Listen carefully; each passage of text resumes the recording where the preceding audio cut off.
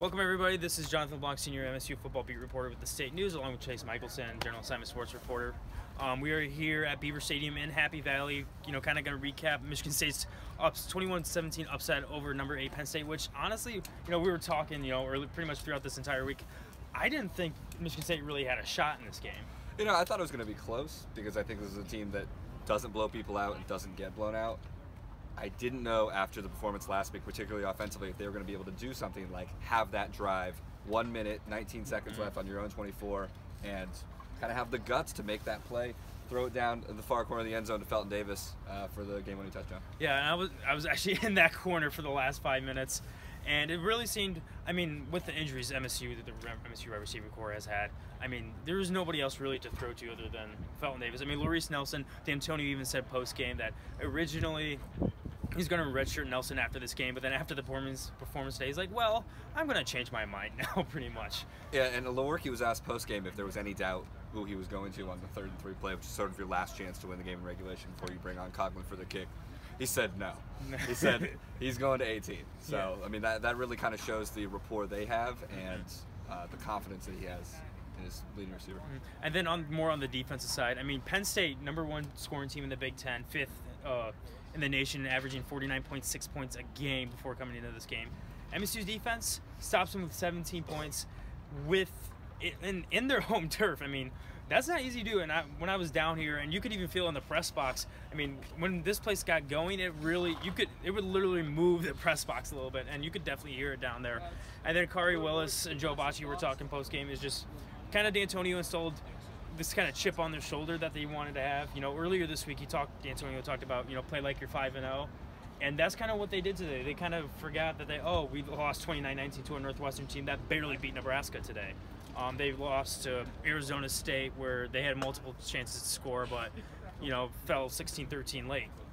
So the defense really just showed why it can be one of the top defenses in the nation. Pass defense, obviously, it's got a little bit to work on. Obviously, Josiah Scott out, but that run defense, other than Miles Sanders breaking off for about a 78-yard run and a 48-yard run, they're pretty much contained. Yeah, and I was going to say the strength of the defense this year, of course, has been the rush defense, which was #1 in the country going in. I'm sure those numbers probably go down after those 2 big runs from Sanders. But the fact that they were able to withstand those 2, chinks in the armor, come back and shut Penn State out in the second half, other than 1 field goal. That's pretty impressive from a defense that kept getting put in negative situations by the fact that for the first 3, especially the first half, but first 3 quarters, the offense was really sputtering. Yeah, and then also with the offense, just a little bit, the offensive line. This is the first time this season that I didn't. Maybe Luke Campbell. I was hearing Cole Chewin's post game a little bit. It sounds like Luke Campbell was in there for a couple of those goal line stands, which I didn't personally see him. I don't know if you saw him or not. But the offensive line really just stayed consistent, and that was really the first time this year you saw nobody in and out. Obviously, D'Antonio said post game that's kind of just because due to injuries. With David Beadle out at left guard and Kevin Jarvis out at right guard. It's just kind of the nature of the offensive line right now. But I think that's really key, especially going into Michigan next week, where you have a set guys on that offensive line, especially with how they struggled this year, to kind of build some consistency, build some momentum, and knowing where people are who's going to make what block where, who's going to cut where, and stuff like that. And this is a team that's running out of bodies, frankly, in a lot of positions. Yeah. And for them to stay true to what they are, they ran the ball almost 40 times today, which was one of D'Antonio's stated goals. And the offensive coordinator, Dave Warner, has come under a lot of fire in the past week especially. And they committed to the run, and eventually, although the final drive certainly was more pass-heavy, it bit off. Yeah. So now talking to players post game, asked about obviously the rivalry game for Michigan State next week, battle for the Paul Bunyan Trophy.